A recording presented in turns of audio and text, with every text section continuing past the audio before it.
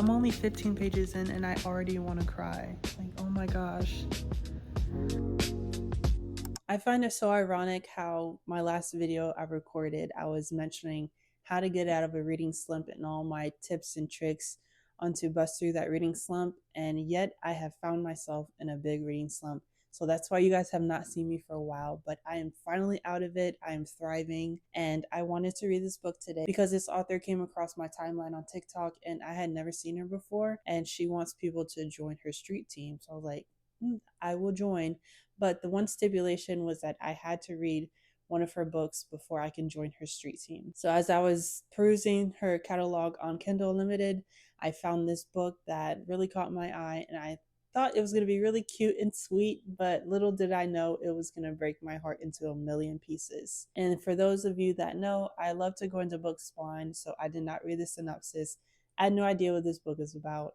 And quite literally, I can say I almost shed a tear. I will be reading The Last Promise by Kiriah Kache. I probably pronounced her name terribly wrong and probably butchered it, but I'm so excited to read this book. I know it looks all cute and fluffy on the front, but oh God, this is not going to be a fun read. It's going to be fun, don't get me wrong, but the trigger warnings, I definitely know are going to be very heavy, talking about loss and grief. So without further ado, let's get right into it.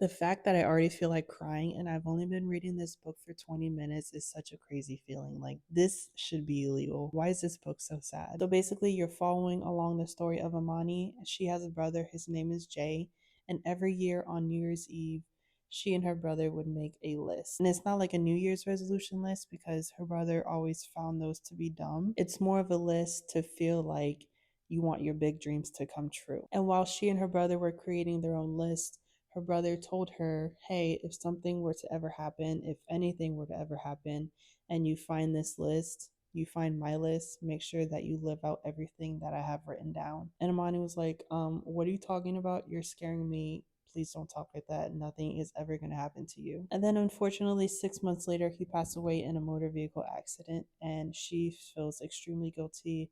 She doesn't know how to move on with her life because her brother is her soulmate. That's the love of her life. She loves her brother so much and she just feels so lost. So one day she's going through her belongings and she happens to find this list. And written down on this list are 5 important points that her brother wants her to accomplish. First one is reconnect with someone you've lost touch with. Number 2 is write the book you always said you're going to write. Number 3 is visit the Eiffel Tower. Number 4, sing karaoke in person. And 5 is watch your favorite childhood movie. Now, Amani is already jumping on this list because she has reached out to a lifelong friend of hers. Her name is Layla, and I haven't figured it out yet, but she and Layla had fallen out for some reason.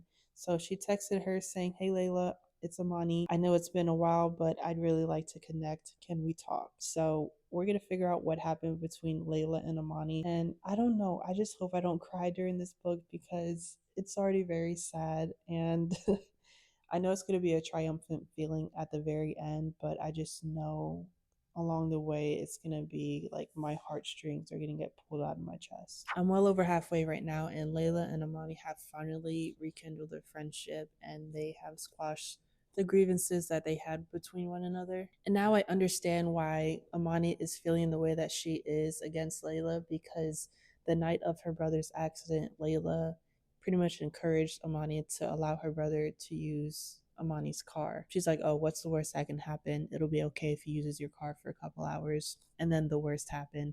And Amani was really pissed at her. She felt like Layla was the reason that her brother's gone, and she was holding a grudge against her. But I'm glad that they finally have squashed that little beef between one another, because I already know Layla feels like the biggest piece of garbage for telling Amani to let her brother use the car. Now that Amani has scratched one thing off of her brother's list that he wanted her to do, she's now moving on to writing a book. So she is basically rewriting her story of her and her brother, just in different character forms. But one line that she was talking about in chapter 1 of her book, she said just maybe there could be more to life than this grief.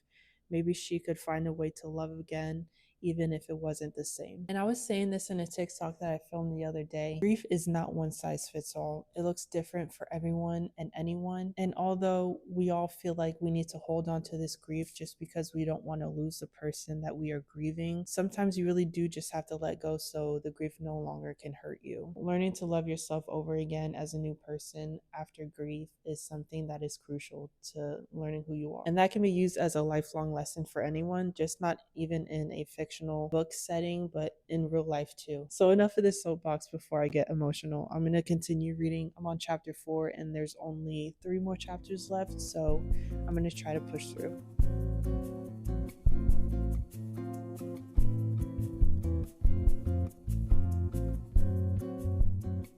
I cannot be the only one who thinks of a song of a loved one that has passed on. And every time you hear this song, you just think of them. And oh my God, I feel like I'm going to cry right now. Like I'm starting to tear up. But Amani's doing karaoke right now with Layla. And the first song that she saw on the list of songs is Stand By Me. And that was one of her brother's favorite songs. Like he would sing it all of the time. And she's about to sing it right now. And I wish I could be in that room with her so I can feel the love and the grief and the hurt and the happiness and joy that she's feeling while singing this song. Oh my God, I know she's just going through all the emotions.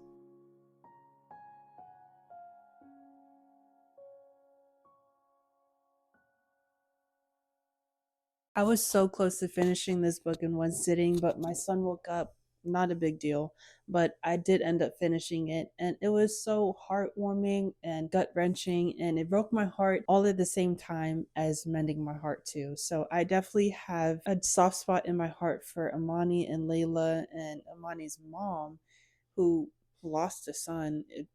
She's the one that found out that her son passed away in the car accident, and then her mom called Amani to break the news to her. So that's just a whole thing in and of itself. But I'm so glad that Amani was finally able to complete her list that Jay had given her. She was able to reconnect with Layla. She was able to finish her book. It's called A Million Stars Between Us. And I highlighted a very cute part right after she mentioned that she finished the book. She said the book had been her lifeline, a way to process her grief, to put her love for Jay into words that might help others find their way through loss. She sung karaoke in public with her best friend Layla. She watched her favorite childhood movie, and she watched that with her mom. It was called Crooklyn.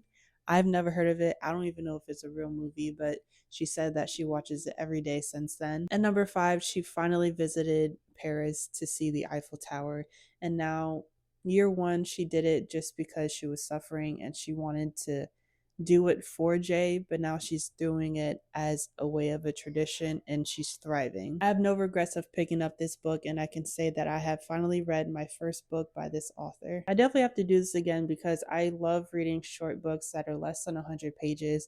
It's definitely a good palate cleanser for me, and most importantly, it helps me get through my reading goal. And before you go, please don't forget to like, share, and subscribe so you don't miss any more bookish content. I will see you in the next one.